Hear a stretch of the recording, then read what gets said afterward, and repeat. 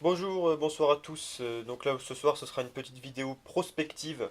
Nous allons essayer de faire quelques pronostics en vue du prochain scrutin sur les élections européennes. Alors j'avais promis, je fais une petite parenthèse, dans le cadre de Camino Sereno, de vous proposer un, comment on appelle ça, une vidéo qui serait, enfin pas une vidéo, mais en tout cas un espèce de test, qui serait plutôt sous forme écrite, un test pour savoir pour qui voter lors de ces élections européennes. Donc je vais faire déjà un petit topo là-dessus. Déjà, moi, je ne vais pas donner de consignes de vote particulières. Là, on est à 2 mois des élections. Je vous dis que moi, personnellement, je ne sais pas forcément ce que je vais faire ce jour-là. C'est-à-dire si je vais me déplacer pour aller voter ou pas.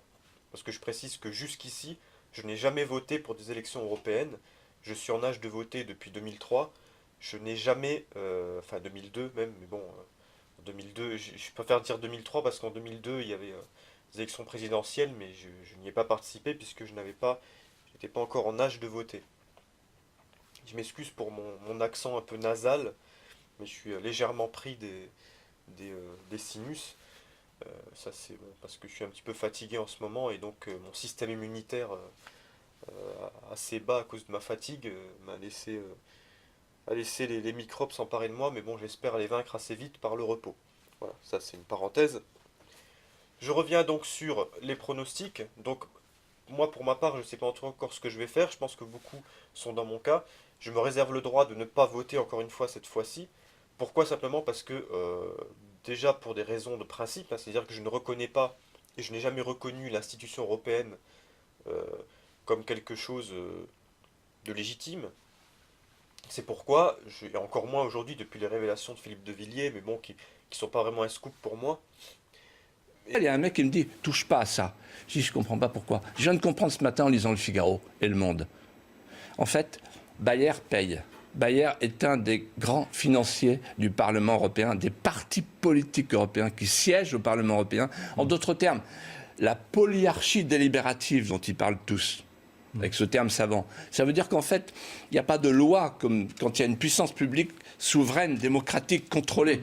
C'est un système dans lequel les lobbies sont partie Bah, prenante. c'est Et vrai qu'il donc, y a en fait, toujours. quand Bon, vous je peux n'avez pas plus... vérifier. Bah, Pascal, oui, vous serez oui, sensible à ce que je vais dire, oui. parce que je vous connais. Hmm, Quand il n'y a plus la puissance publique, hmm. on a des puissances privées, légales et illégales, qui obéissent à des allégeances de bureaucratie supranationale qui elles-mêmes obéissent à Bon, tous les GAFA, etc. pour etc. terminer, juste, je voulais qu'on vous montre juste quelques déclarations d'Emmanuel Macron. Vous êtes toujours ami avec lui? Toujours. j'ai pas forcément envie de voter pour les élections européennes. Maintenant, dans le contexte actuel, avec tout ce qui se passe avec les gilets jaunes dont j'ai beaucoup parlé, ça peut avoir un sens. Voilà. Mais en prenant vraiment ce contexte très particulier. Bon, ça on verra. D'ici là, on va voir quand vont se dessiner un petit peu plus clairement les différentes listes.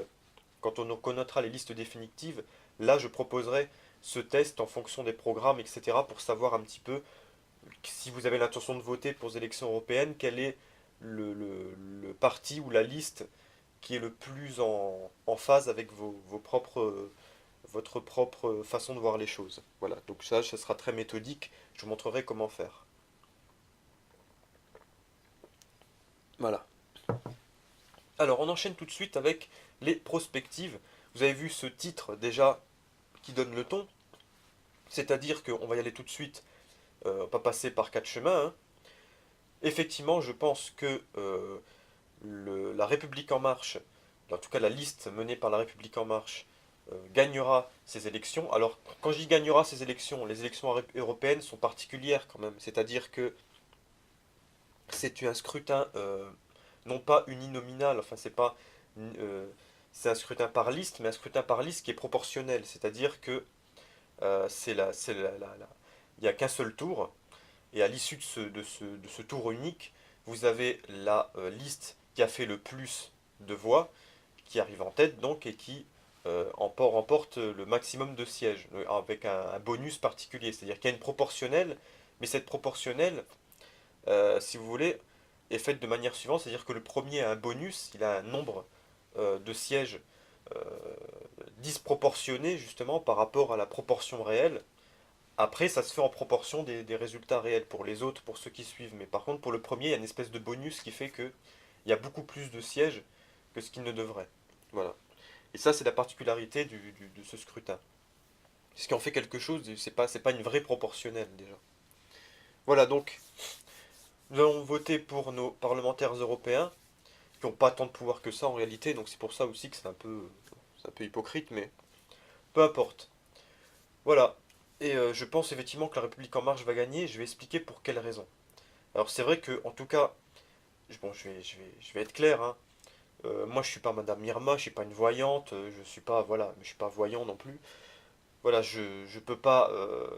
C'est-à-dire que ce que j'affirme là, c'est une opinion, c'est un ressenti. C'est pas une. De toute façon, ce que je fais, c'est de la prospective, ou si vous voulez, du pronostic, hein, comme j'ai fait l'autre jour pour le foot aussi. Donc c'est du pronostic, c'est pas une science exacte, c'est pas non plus de la magie. C'est-à-dire que, effectivement, il y a une marge d'erreur. Et cette marge d'erreur, elle est en fonction des aléas.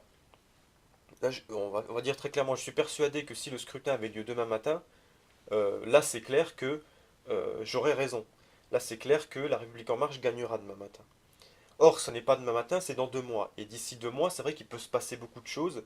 Il peut y avoir des facteurs, je sais pas, il peut y avoir un attentat, un mort parmi les manifestations des Gilets jaunes, ou je sais pas. Quelque chose qui pourrait peut-être bouleverser la donne et qui changerait d'ici là le contexte. Bon, là, on verrait l'évolution. Euh, Là, à 2 mois, à l'instant T, au moment où j'enregistre cette vidéo, pour moi, il est évident que le parti qui va gagner est La République En Marche. Alors vous allez me dire, oui, mais c'est facile, il a lu les sondages. Oui, d'accord, effectivement, j'ai regardé les sondages. Mais c'est pas forcément les sondages. Puis les sondages, on voit d'ailleurs le tout dernier sondage qui est apparu, là, au moment où j'enregistre cette vidéo, a montré que il y a une stagnation de La République En Marche, à peu près 24%, je crois, 25%.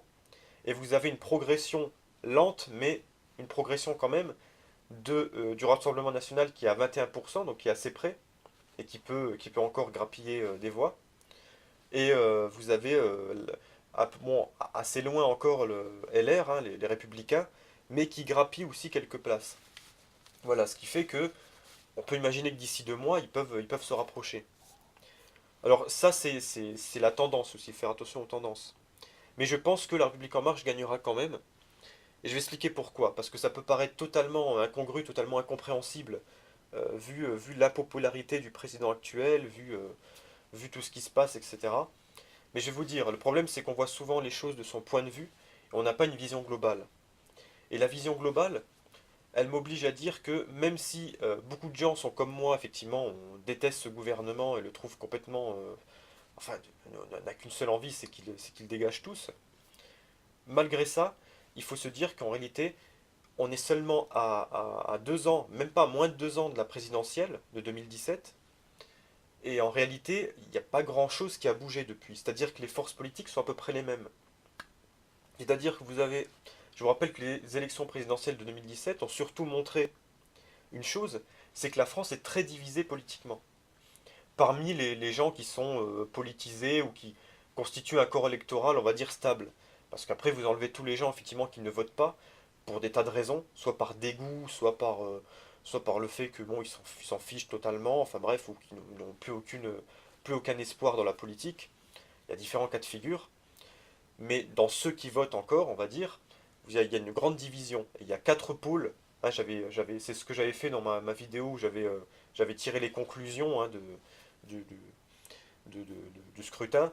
Effectivement, ça se vérifie encore aujourd'hui. On a 4 pôles. On a un pôle qui reste stable aujourd'hui, qui est le pôle qui a voté Macron au premier tour.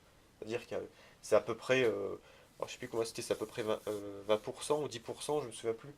Enfin, entre 10 et 20% de, de macronistes convaincus. Alors parmi ceux-là, il y en a quelques-uns qui sont partis, effectivement, parce qu'ils n'ont pas aimé le traitement face aux Gilets jaunes, ou même la politique de Macron depuis. Mais il reste quand même un noyau dur assez stable, qui constitue encore un socle électoral important. Vous avez à côté le Rassemblement national qui lui est resté stable aussi, hein, il n'y a pas de raison, il n'y a rien qui a empêché cette stabilité de continuer depuis 2 ans. Vous avez le pôle républicain aussi qui est resté stable, d'autant plus que Fillon étant écarté, bah du coup, ce qui aurait pu potentiellement faire fuir ne l'a pas fait, même si Wauquiez, on a dit qu'avec Wauquiez il y a une certaine fuite, mais en réalité c'est assez marginal. Là aussi, il y a un socle important qui est resté. Et puis vous avez le quatrième pôle, qui était le pôle France Insoumise, avec Mélenchon. Ce pôle France Insoumise, en réalité, c'est vrai qu'il a baissé, parce que si on regarde les sondages, et si on en croit les sondages, mais il faut se méfier quand même, effectivement, on voit que ça a pas mal baissé. Mais ça a pas mal baissé, pourquoi? Parce que je pense qu'il y a une division du fait que Mélenchon n'arrive pas à rassembler vraiment. Hein. Puis bon, il y a les affaires qui sont passées par là aussi. Mélenchon a quand même été très diabolisé ces derniers temps, et je pense que ça a joué un petit peu. Voilà, et puis de toute façon, Mélenchon est victime de la grande division qui est à gauche aujourd'hui. Hein. On voit qu'il y a une... Ça part un petit peu dans tous les sens, ça se cherche beaucoup chez les militants de gauche. Ça explique peut-être pourquoi ça s'est tassé un petit peu. C'est le seul pôle qui a vraiment, on va dire, celui qui a le plus perdu. Mais il reste encore un noyau dur assez important. Voilà.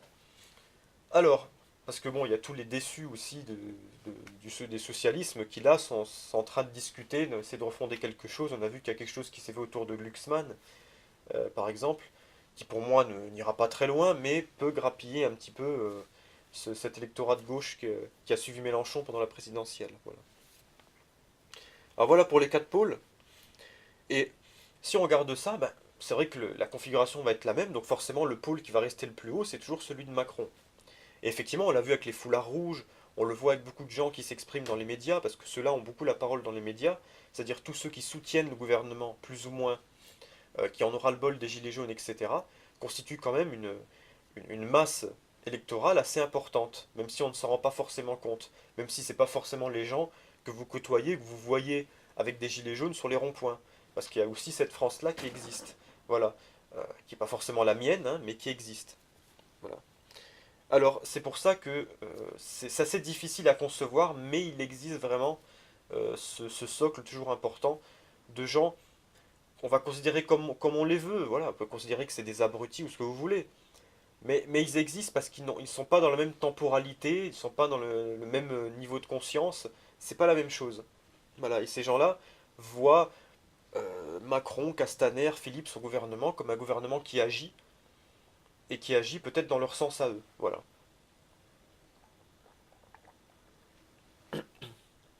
Maintenant, maintenant c'est à voir. Mais je pense qu'effectivement, il y a toujours cette France-là qui est légèrement au-dessus par rapport aux autres pôles. Et le seul moyen, effectivement, qu'un des pôles surgisse au-dessus, bah, c'est qu'il y a une fusion entre des pôles. Et le plus intéressant serait une fusion entre le pôle, un pôle Rassemblement National avec un des deux autres pôles. Voilà. Ce qui, pour l'instant, aujourd'hui, n'est pas envisageable. Alors, si je vais un petit peu plus loin maintenant, toujours pour expliquer pourquoi il y a cela, euh, c'est pareil, donc je vous ai dit, il y a il y a cette division-là. D'ailleurs, il y a une opposition. Regardez, il y a Macron seul contre tous, comme on dit aujourd'hui, c'est-à-dire il y a ce pôle macroniste. C'est des gens, alors, qui sont ces gens qui sont macronistes en réalité? Ce sont des gens qui, moi j'en connais quelques-uns, hein, bon, vraiment pas énormément, mais j'en connais quelques-uns. C'est des gens, si vous voulez, qui ont une vie relativement stable, je dis relativement stable, en tout cas sur le plan professionnel, pas forcément sur le plan affectif ou psycho-affectif, mais en tout cas professionnel. Ils n'ont pas forcément, c'est pas forcément des grands bourgeois, on est d'accord, mais c'est des gens qui sont quand même assez stables sur le plan financier et qui, comment dire, qui ont un schéma de vie qui ne les amène pas à réfléchir sur le monde de manière très développée. C'est souvent des employés de bureau, par exemple, qui ont un salaire relativement correct, voilà, qui sont assez jeunes, qui n'ont pas un vécu, qui n'ont pas une expérience politique ou des choses, enfin bref, des choses qui dans leur vécu, dans leur propre vie, leur aient mené... Parce que c'est ça le problème, c'est qu'on a cette vision nombriliste, narcissique, où on juge les autres par rapport à son propre vécu. Et ça, c'est pas possible. Et effectivement, les gens qui votent quelque chose d'opposé à vous, c'est des gens qui ont justement un vécu, un parcours qui est l'opposé du vôtre. C'est ça qu'il faut comprendre. Et moi, effectivement, je comprends très bien que les gens de mon entourage peuvent être sensibles à Macron, simplement parce que même s'ils sont dans mon entourage, ils n'ont pas forcément le même vécu, ils n'ont pas forcément le même parcours, c'est-à-dire que euh, moi j'ai un parcours qui m'a amené à voir les choses autrement, et j'ai pas, voilà, c'est pour ça que pour moi, voter Macron c'est pas possible. Pour d'autres, voter Mélenchon ou voter Le Pen n'est pas possible. Voter à droite n'est pas possible. Ou voter Glucksmann n'est pas possible. Vous voyez, c'est... il faut vraiment voir en fonction du vécu de chacun. Voilà, et c'est ça qui explique pourquoi, alors avant de traiter les gens d'abrutis, etc., non, c'est plus compliqué que ça.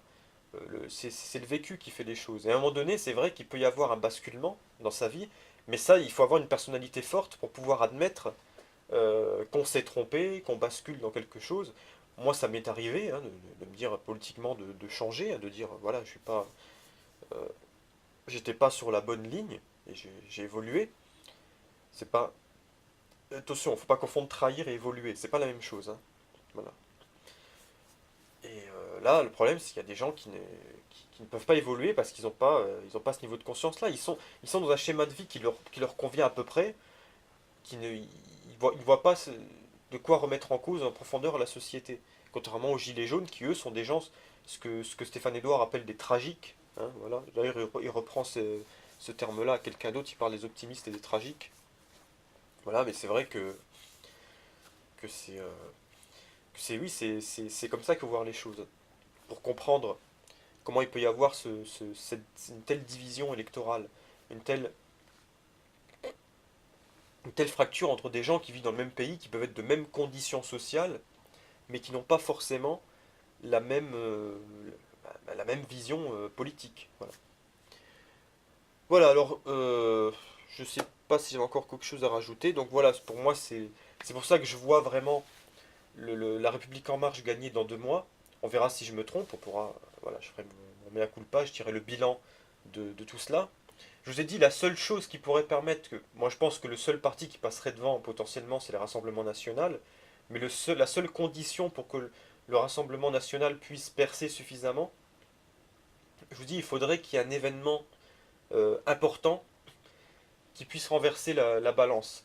Je vous ai dit, soit effectivement un mort parmi les gilets jaunes, tué par la police, hein, avec en plus derrière une attitude très arrogante ou très fausse du, comment dire, de l'exécutif, ou alors, je sais pas, peut-être un attentat et encore, ça pourrait être, ça peut basculer dans un sens comme de l'autre. En tout cas, un événement qui ferait vraiment, qui rendrait le gouvernement beaucoup plus impopulaire d'un seul coup. Voilà, et qui pourrait, et qui surviendrait vraiment, pas maintenant, c'est-à-dire pas maintenant à 2 mois, mais en tout cas, on va dire 1 ou 2 semaines du scrutin. Hein. Je pense qu'à 1 ou 2 semaines, ça pourrait vraiment faire basculer l'opinion. Mais avant, je pense pas. Je pense qu'aujourd'hui, effectivement, les sondages, peut-être d'ailleurs, qui surévaluent un peu peut-être la République en marche, esprit, hein, mais je pense que cette surévaluation va avoir l'effet bénéfique de dire on va voter Macron pour les gens, pour le socle électoral de Macron. Maintenant, ce qui va faire aussi que Macron va quand même conserver cette courte tête, c'est que parmi les gens qui votent à gauche, et c'est pour ça aussi qu'il y a moins de gens qui votent France Insoumise, ils vont se dire 2 choses. Ils vont dire à gauche on est très divisé. Or, cette division risque de profiter à la fois à Macron et aussi au Front National. Ils voient que la menace Front National elle est proche, enfin Rassemblement National. Donc ils se disent, en tant que personne de gauche, antifasciste, etc., enfin bref, ils vont toujours avoir ce réflexe du vote utile. Il y a toujours des gens, il y a toujours une proportion de gens assez importante dans le corps électoral, en tout cas, qui ont ce réflexe-là, ce vieux réflexe de gauche, on va dire, de dire je préfère aller voter Macron pour être sûr au moins que le Rassemblement national ne passe pas.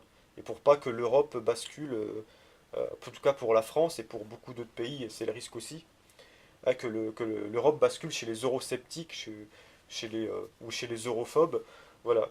Et ça va être, je pense, le levier aussi qui va permettre à la République en marche d'avoir cette avance assez confortable. Voilà. Simplement parce qu'il y a des gens de gauche qui vont voter aussi pour eux. Voilà, donc je pense que c'est les 2 principaux facteurs, 2 principales explications qui permettent d'affirmer cela. Voilà. On verra d'ici 2 mois si j'ai eu raison ou pas. En attendant, je vous dis au revoir pour une prochaine vidéo. À bientôt. Et n'oubliez pas, pouce vers le haut si vous avez apprécié cette analyse. Euh, bon, pouce vers le bas, je vais vous dire que non, hein, parce que voilà, je ne vais pas forcément vous encourager de mettre des pouces vers le bas. Mais en tout cas, je vous encourage à vous abonner si vous voulez plus de contenu, si vous voulez toujours être euh, informé des contenus que je mets à disposition. Et n'hésitez pas aussi à commenter, à réagir à ce que je livre comme analyse sur mes vidéos. Voilà. Juste une chose encore pour vous dire que même si dans mes pronostics je peux me tromper parfois, parfois j'ai raison aussi. Et d'ailleurs j'avais raison par rapport à un dernier événement qui est arrivé lors du dernier acte des Gilets jaunes, c'est-à-dire cette dame de 73 ans qui a été bousculée. Alors apparemment on nous dirait que ce ne serait pas les forces de l'ordre qui l'auraient bousculée. En tout cas elle est tombée suite à une charge des CRS. Alors sur cet événement très précis, pour moi, la manière dont a réagi le gouvernement et les médias, c'est-à-dire qu'on en parle beaucoup dans les médias, et le gouvernement, en tout cas Macron a réagi en disant qu'il avait une certaine forme de compassion, même si bon, il y a un côté un peu arrogant toujours en disant il faudra un peu plus de sagesse, enfin, bref. Mais en tout cas, il a eu cette réaction de dire, pour la première fois, il a eu un geste de compassion envers une victime de violence policière. En sachant en plus que c'est peut-être pas forcément directement de la violence policière, en tout cas, bon, c'est un peu plus compliqué que ça. Mais, pour la première fois, il y a eu un geste, une certaine forme de compassion. Alors qu'avant, il n'y en a pas eu une seule pour tous les éborgnés qu'il y a eu depuis le premier acte. Alors, pour moi, ça veut dire quoi?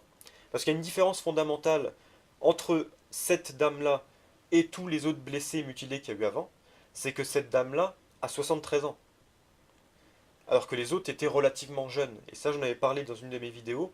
J'ai dit que les policiers ont les consignes de tirer surtout sur des gens jeunes, alors qu'il n'y a pas que des jeunes dans les manifs, il y a beaucoup de personnes âgées, de personnes en tout cas de grisonnants, de plus de 50 ans. C'est normal puisqu'ils constituent la catégorie d'âge la plus nombreuse, celle du baby-boom, voilà. Et dont fait partie cette dame de 73 ans. Et ce que je voulais dire, oui, donc c'est que c'est pour mon avis cette stratégie qui a été mise en place que j'avais expliqué n'est pas anodine. Et ça me donne raison effectivement puisque pour moi cet événement, cette réaction montre que là le gouvernement a peur quand ce sont des personnes âgées parce qu'ils ont peur effectivement de l'effet compassionnel, de l'émotionnel que ça peut susciter. Parce que ce gouvernement marche beaucoup sur l'émotionnel et là ils ont peur d'être pris à leur propre jeu. C'est pour ça qu'ils pensent qu'effectivement que quand on voit un jeune se faire péter un œil, ou un mec comme Jérôme Rodriguez qui a une gueule de guerrier viking là avec sa grande barbe, bah, on dit bon ça c'est voilà, on a moins de compassion pour ce genre de tête, vous voyez. Alors que pour une dame de 73 ans, là c'est déjà un peu plus compliqué à gérer, vous voyez, au niveau de l'émotionnel. Et je pense que c'est ça qui fait qu'aujourd'hui il y a cette réaction, il y a beaucoup de politiques de la majorité qui ont eu cette espèce de petite phrase compassionnelle pour dire voilà, on, on comprend, effectivement, on souhaite un prompt rétablissement à cette dame. Voilà. Je pense que là, c'est pas pour rien. Parce que si ça a été, au lieu d'une dame de 73 ans, si ça avait été un jeune homme de 20 ans, ils n'auraient pas souhaité un prompt rétablissement, au contraire, ils se seraient acharnés sur lui. Voilà. Bon, voilà pour cette vidéo. À bientôt. Et je vous ai dit, voilà, allez voir mes contenus, vous verrez que souvent, ce que je dis se révèle être vrai. Au revoir.